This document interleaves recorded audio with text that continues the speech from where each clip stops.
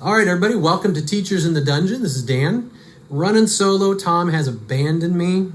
Goblins tied him up, dragged him out, and are making him laminate posters. So we are actually on location here at the school. We've just finished up another successful year of Game Club here at Washington. Tom has built the club from just maybe a dozen kids to over 70. And we've got quite a strong and dynamic RPG community.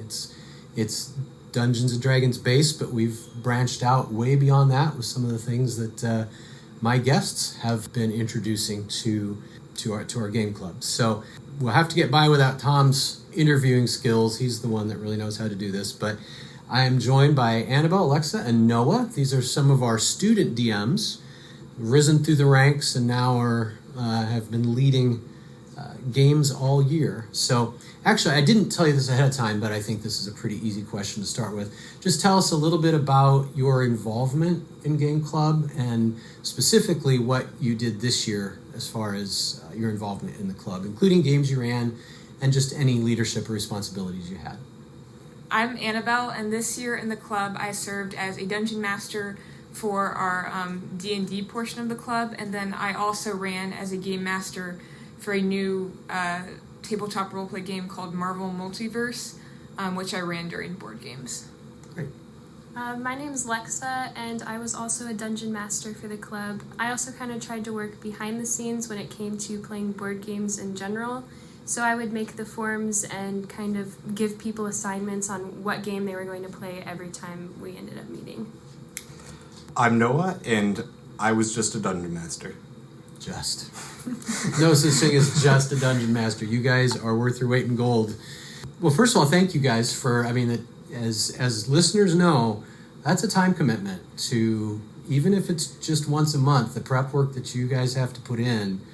And I know from being a dungeon master in Game Club as well, it can be considerable. You might have an easy month one time where you're just in the middle of combat that you've got to finish up, but there's a lot of prep work that goes in and probably a lot of low-level stress as far as wondering how the session's going to go. So Tom and I just kind of wanted to get your, kind of the student's eye view of impact of Game Club. And I'm just a DM. I'm not so Tom isn't here, so feel free to let rip, be as honest as you want. But we're just curious to know how you feel like it affected you, or the students in your groups, if you saw things that were kind of cool about the way they were affected too. So my first question is just, can you tell us a little bit about the impact of Game Club, games in general, on your life for the people around you? And you can sort of just throw it back and forth. It doesn't have to be, and I know, again, this is after school. It's just crazy time with schedules. Some of you are going to be coming and going as we talk, so you audience, you get we're in the wild here. We are in the bowels of a school, so it's going to get crazy. So anybody wants to start just talking about impacts? I can start. Coming into Game Club, I was actually way more shy than I am now.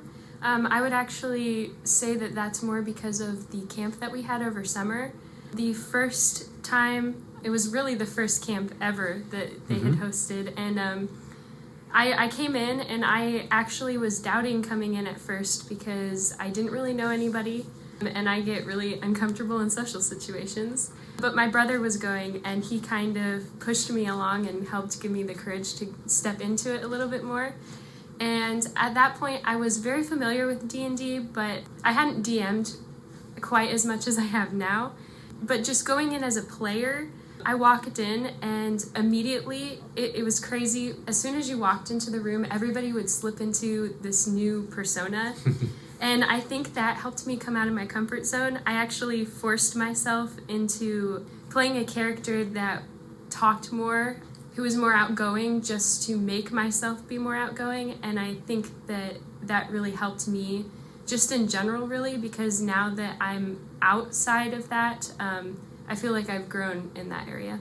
Thanks. The little I've seen from you from Game Club, from the very first summer camp, I could see that. And now I I feel a little bad, but not that bad, that we forced you into DMing roles as we did, because kudos to you for just quietly stepping up and doing it and not saying, no, are you crazy? I'm shy. I'm not doing this. So well done on that. Thank you. I mean, I guess I'll go. I think for me, like, just like looking at Dungeons and Dragons specifically, Game Club has definitely challenged me to learn more about the game, because when I originally came in, I was a very casual player, and like sitting down at a table where I had to be the one in charge and like actually make calls kind of forced me to go back and understand the game more. But then just as the club as a whole, I think it's taught me a lot about like learning how to work with different people in situations I usually wouldn't be in. I mean, D&D, obviously, I played geopolitics my first 2 years, which is, I mean, literally trying to run a country, which is terrifying. And then last year I led Pandemic for a little bit, and like that's a whole new situation where you have to work with people, and it's people I wouldn't work with otherwise from different grade levels. And so I think just kind of that community and learning how to manage different situations has been really good for me. Nice. And I mean, you've hinted at it, but that is something that's definitely generalizable far beyond just the situation of Game Club. I think for both of what you were saying. Great. Noah? Yeah, so I'd say kind of a big thing I've learned Game Club, or from the RPG section of Game Club, would be I've learned a lot as a player, because I played all 4 years along with DMing this last year as well.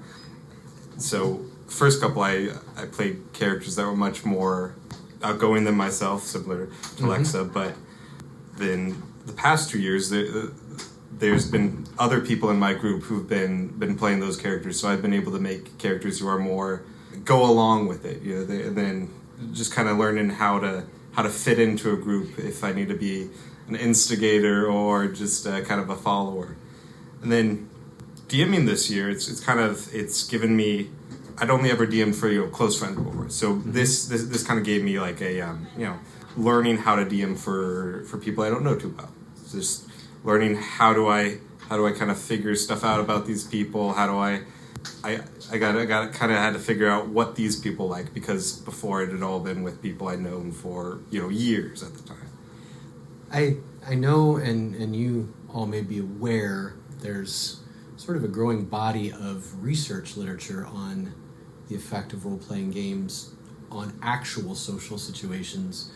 And I gotta admit, I mean, my first thought was, yeah, that's nice and all, and if it helps boost the game, whatever, but I didn't necessarily put much stock in them. But listening to you, and from my own experiences, I realized, no, it is a perfect opportunity to practice different social situations. And I don't know of anybody who couldn't use that, chance to, okay, if I try this personality, what happens? And it's not perfect, but it's probably it's the closest you're going to get to a lab situation for that sort of thing. So I think you guys have definitely taken advantage of that. It sounds like it's been really useful to you. So kind of folding in the next topic, this does overlap a bit, but I was curious to know what DMing has taught you. And it might, as I said, it might be sort of you observing, things you observed that you thought were pretty cool among the players, or anything about yourself, or how you function, or just anything that seems to fit with that. I think for me, DMing has really taught me that perfectionism is not something I remember the very first time I DM'd was not for the club, but I was going off of the very basic rule book that you get with the starter set, and immediately my players took us in a different direction and derailed, and it was terrifying because I'm no, you're this is what's supposed to be happening, and so it's taught me a lot, just not just DMing for club, but playing D&D as a whole, that things you can write as many notes as you want or flesh out your character as much as you want, and stuff is still going to happen that you're just going to have to work with. But part of me loves that because it's like an improv performance. And it makes me all the prouder that like I can walk away from the session and be like, yeah, that could have been like a hot mess, but we got through it. And Nice. yeah. Okay. Yeah, that I think that will resonate with a lot of people that have done this for a while. That's a good point. What else? I'm kind of the same way. I feel like the best way to describe me is rigid. I'm not good at going with the flow, and so DMing has forced me to do that. And I've also learned that you can actually work with the players to help you through that as well. Like first starting out as a DM, I kind of felt alone, and I always felt like people were judging me. It was very difficult, and even now, like I still walk away always questioning, like, did they like this? Did they like that? Did I do too much combat, or do I need to add this next time? Or maybe they really weren't enjoying it. Maybe just what I was doing didn't go well. And I think just having a good group it's so helpful, because like this year my group was so talkative, and they would make sure that they were keeping it going no matter what.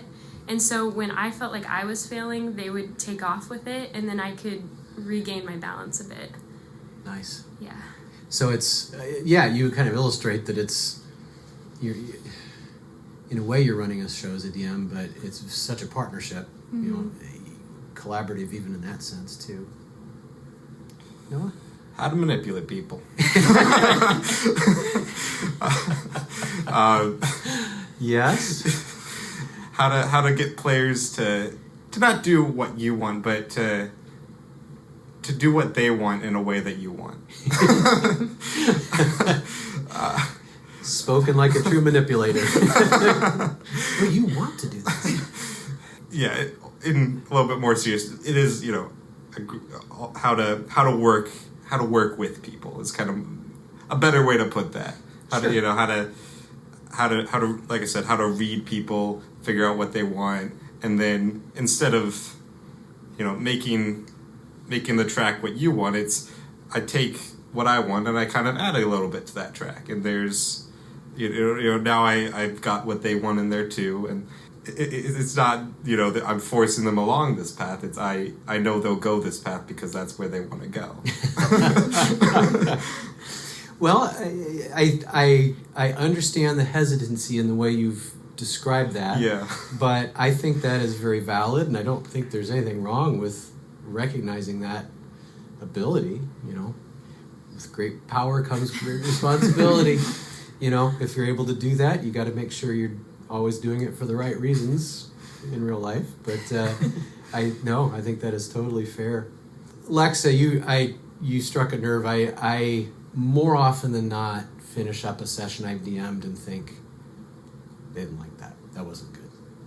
And it's never true. I mean, they always did, but there's so many memes about that the image of, I don't even know what the image is, but it's usually something tragic, and the caption is how I think the session went. So I think that is something that is very common for DMs to feel. And I think Annabelle, it's cool that the way you framed it was, we got through it. And that's a success, and and they do enjoy it. But was there something else you're going to add, Lexa? Or? Yeah, I just think there's something so special about the D&D community, because it is so welcoming.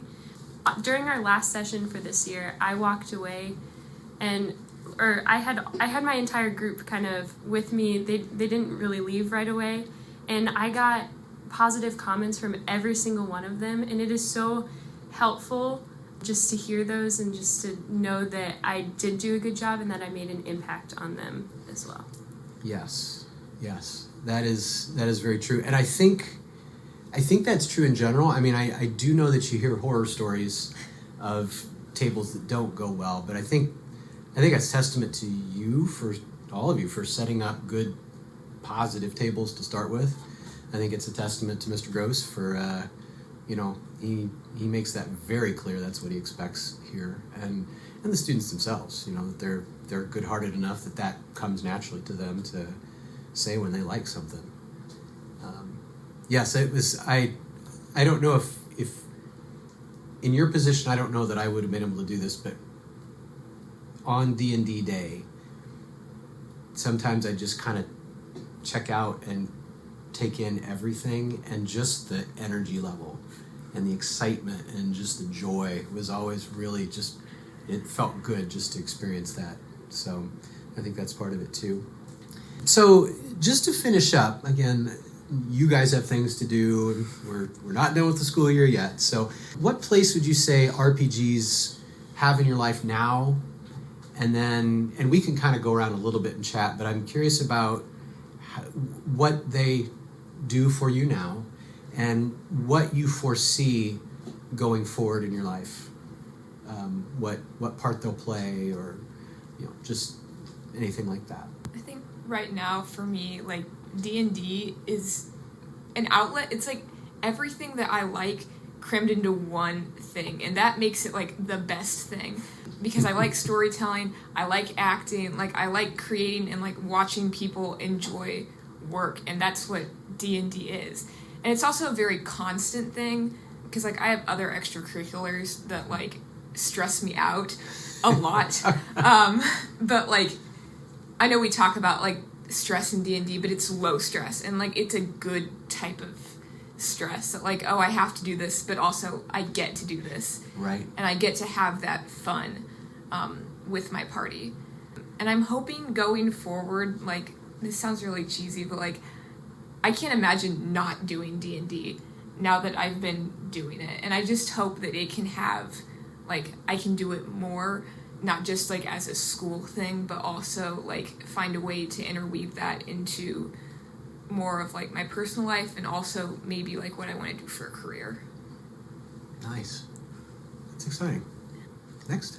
I can't say I'm going as far as to having it as a career. But going into college, there is a game club at the college I'm going to, and so I do plan on joining that and hopefully get into another campaign. I know my brother actually started a campaign with me and some of my family members. We actually got my dad to play. Nice. Yeah, so I'm going to continue with that. And really, I think the biggest thing is growing up, I want to continue to convince people to get into it and to try it, because honestly, I never would have tried it if my brother hadn't convinced me to do it, because I never would have thought it'd be something that I liked. And so I think just impacting people that way would be so great. I like that. That's true. I hadn't thought of it in those terms, but you're right. It really, it doesn't have to be this way, but I think it almost always is, that you kind of have to be invited in. Mm-hmm. And that's how you kind of find out how cool it is. I'd say kind of similar to Alexa, where I do plan on continuing. That it's definitely something I want to continue to pursue. As I'm going into college, I do know that there is some sort of game club at the university I'm attending. So planning on doing that, and trying to meet people, because I'm good at not doing that. So, but then just also continuing to play with the people I'm already playing with. A lot of them probably won't see as often as I used to, but hopefully I can do something over the summers or something online, but just something I want to continue doing, and I want to do more and better. Say online is obviously very different, but it's not nothing, and I think it is a way to kind of keep those connections when you. A lot of people I've met in adult years who have kept going with D&D, it's because they were able to find time with remote friends to meet online and continue on. So that may be an option, but hopefully, it's always nicer in person. That's kind of the whole point of these games is the face-to-face connections. So, well, I know you guys, as you said, you have stressful extracurriculars and tests and all these things to prepare for, so I don't want to keep you longer. But is there anything else that you'd want listeners of the podcast, just something that's close to your heart about D&D, or any particularly awesome thing that stuck with you from playing in game club or anything like that you just didn't have a chance to add? You'd be surprised how little prep you have to do as a DM. There's a bare minimum of prep, and that is very low. It's easy to get your players to enjoy themselves with a certain amount of prep, but there's definitely ways you can make it much better with more prep, but just like there's not a high amount of prep you have to do for people to enjoy themselves. So I gotta get the wording right. It's easy to get people to enjoy themselves. Yes. I think that's a pretty deep remark for D&D. I think that's a good way to put it. Anything else? I would just say let it go. Like, if not Elsa, but if you make a mistake, it is okay. Just keep going, keep rolling with it, and you'll get through it. Just like Annabelle said earlier. I guess if I could, and I'm sure people listening to this podcast are very proud of their D&D, but I know there are some people that like D&D still kind of has a weird stigma for them, and I guess like be proud of it because it's a really cool thing to be a part of. And yes, there's been times where like it's not as cool to be into D&D, but I think like if you're part of it, own up to that, and if you can get other people to be into it, like I know I always tell people that don't play, like play at least once in your life because it's really not an experience you can get anywhere else. And I think that if you're not willing to like know that as yourself, then you're not gonna be able to spread the love. That is good advice too, Annabelle. I will say we got neighbors across the street that always wonder why do you have so many cars at your house on Friday? And we're, well, those are the teachers, and we're doing D&D. And yeah, even at my age, there's times where I'm like, well, it's just this game, but no, it's a cool game. And I did show them a video of the basement, which has been starting to look a little like a dungeon. I'm starting to get it decorated, and then their eyes kind of widen. They're like, oh, that looks cool. I'm like, it is. So those are, I think, good things to remind us all of. So, well, thank you, Annabelle, Alexa, and Noah, mostly for giving up your time in DMing.